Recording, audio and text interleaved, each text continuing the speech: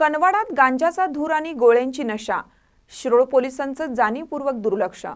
कनवाड येथील अनेक तरुण गांजाच्या व नशेच्या गोळ्यांच्या आहारी गेले आहेत। यामुळे या तरुणांचं आयुष्य बर्बाद होण्याच्या उंबरठ्यावर आहे। याला शिरोळ पोलीसच जबाबदार असल्याचे नागरिकांमधून बोलले जाते। तात्काळ या ठिकाणी गांजा आणि नशेच्या गोळ्या कुठून येतात याचा शोध काढावा अशी मागणी नागरिकांमधून पुढे येते।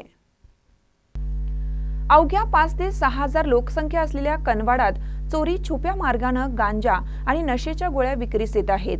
गांजा आणि नशेच्या गोळ्यांच्या आहारी येथील तरुण वर्ग गेलाय। काही तरुण गांजा तसेच नशेच्या गोळ्या खाऊन गावामध्ये धिंगाणा घालत आहेत।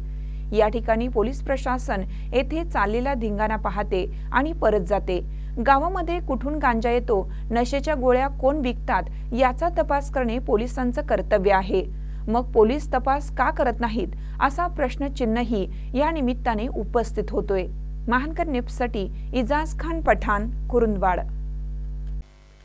ताज्या बातम्यांसाठी महानकरेला सबस्क्राइब करा आणि बेल आयकॉनला क्लिक करा।